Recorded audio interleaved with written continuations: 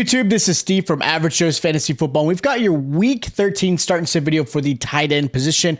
Hopefully this helps you guys with those tough questions when it comes to the tight end, because realistically with the bye week, with a lot of teams on a bye, and of course injuries, and just in general, the tight end position is always a struggle trying to figure out. Hopefully this will guide you in the right direction. We have 2 weeks left of the regular season, and then of course the fantasy playoffs start, at least for most leagues. So typically we have two weeks left. If you guys haven't already, check out our other start and sit videos. Make sure you guys hit us up in the comments down below if you guys do have questions. And of course, smash the subscribe button and like button as well. Now, these are your obvious start at the tight end position. I just have 3. Kelsey, Laporta, and Kittle. Those are the only 3 that I feel confident week in and week out that should be able to put up a decent amount of points and help you with a victory this week. Now, the first tight end I'm going to recommend as a good start is going to be Evan Ingram versus the Bengals for Monday night. Great matchup for Ingram this week. Bengals are allowing 70 yards a game to the tight end position, which is one of the worst in the league, and they're allowing an average of 12.6 points as well. Ingram continues to be a focal point and a favorite for Trevor Lawrence in their passing attack. Even with players like Ridley, Zay Jones coming back being healthy, and then of course you still have Kirk, Evan Ingram is still getting force-fed plenty of targets. Now the only downside is, even though he's tight end 8 for the season, he has yet to score a touchdown. That is something that there's obviously going to focus on and try to get him really involved in the red zone. If he were to have a 2 or 3 touchdowns this season, just 2 or 3, you're talking a top 5 tight end this season. But right now he's tight end 8. I continue to talk about him whenever I can. He is a great start this week. You should put him in your lineup. Another tight end I like this week is going to be David Njoku versus the Rams. Njoku will have his 4th quarterback now with Joe Flacco at the starting helm. That's a lot to deal with, right? With that said, though, whenever there's a new quarterback in an offense, typically your tight end is your probably safe haven, right? He's your lock to get your first downs. He's your one to get you started in rhythms, like short passes. And right now, David Njoku in the last 3 games alone has seen an average of 11 targets a game, which is crazy. He is seeing a lot of activity, which is great. Rams are allowing 60 yards a game to the tight end and 10.1 points as well. So the matchup's also very good. And again, receiving plenty of targets. I like this one for Njoku. Another tight end I like is Logan Thomas versus the Dolphins. Now, the Dolphins actually have fared pretty well against the tight end position. With that said, though, Logan Thomas is continuously going to get targeted his way. Now, he's consistently a tight end that might have a game that's 5, 6 targets and might have a game like 2 or 3. But with the fact that most people, like myself, will assume and project that the Commanders are going to be behind playing against this high-powered offense, and the Dolphins, they're going to be forced to throw. And what that's going to do is give Howell and Logan Thomas the opportunity to connect. Logan Thomas getting several targets his way. Dolphins are allowing 55 yards to the tight end, and they are allowing 8 targets a game to the tight end. So, great matchup for him. Should be a game where the game script works for him, and if he gets 8 to 10 targets, he's going to get you a nice solid week there. Now, the tight end I'm going to sit first is Tyler Higbee versus the Browns. Look, I get it. Higbee came off of a 19-point game. He looked amazing, but he hasn't been amazing all season long. And the Browns are an elite defense. They've done a great job, especially against the tight end position. The Browns have only allowed an average of 20 yards to the tight end per game, and they're holding them to 5.9 points as well in fantasy. So that's a really tough matchup.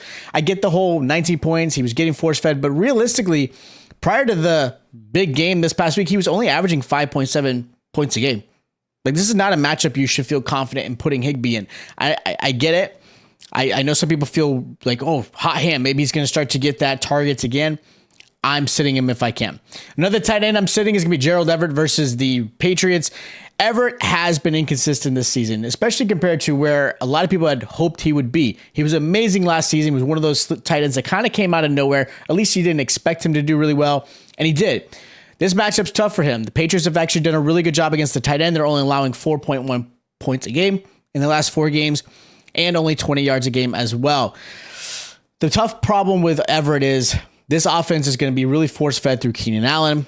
Obviously, the Patriots are going to try their best to try to stop him, but Herbert has always seemed to target him very well. You still have Quentin Johnston on the outside, even though he has not proven anything as being consistent. But Josh Palmer, I haven't heard anything as far as an update there. He's obviously a receiver you would love to see. Jalen Guyton's there. So Everett is kind of the odd man out in this matchup. If he gets a touchdown, he might get you 9 points, right? Like maybe that's kind of like that hope that you get if you have to play in based off of your matchups or just availability of tight end. But I'm going to sit him this week. Another tight end I'm going to sit, K. Dotton. Look, I like the kid. I had high hopes for him in this upcoming season. And he's done okay. But against the Panthers are actually pretty good defensively against the pass. They're holding tight ends to 39 yards a game, just under 10 points in fantasy. Otten is, again, a guy that hasn't been consistent enough.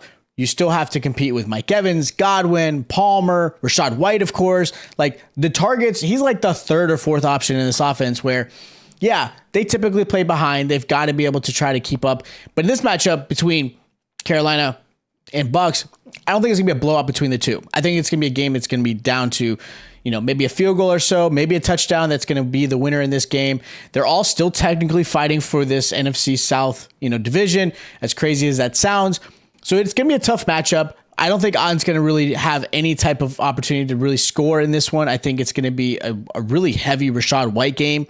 So for me, I'm sitting him. Now, my sleeper of the week is going to be Taysom Hill versus the Lions. And a lot has to do with the fact that Taysom is in a position to get plenty of opportunities.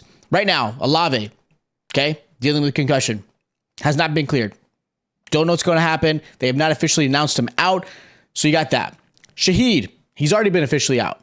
Michael Thomas has been on IR.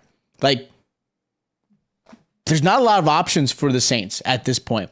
So with that said, Taysom Hill should see plenty of targets in the red zone if they get down the field. Plenty of targets to do some wildcat, do some QB sneaks, do some passes. I mean, just about anything to get him the ball because really the playmakers are essentially going to be gone on the outside, right? You still have a Kamara who's probably going to be force fed. You'll have Juwan Johnson who might be a good play this week as well. I like him as well just because of the targets. Right? There's opportunities for these type of role players to really step up. I like Taysom Hill this week. I know the matchup isn't great. Lions are actually pretty good against tight end, but he's my sleeper. I think he's going to have some good opportunities. Again, they get into their red zone. This is a good game for him to score at least 1 or 2 touchdowns. So those are my start, sits, and sleepers for the tight end position. If you guys do have questions, hit me up in the comments down below. Make sure you follow us on our other socials, X, Facebook, Instagram. Make sure you guys smash the subscribe button. Check out our other start and sit videos, and I'll check you guys out next time.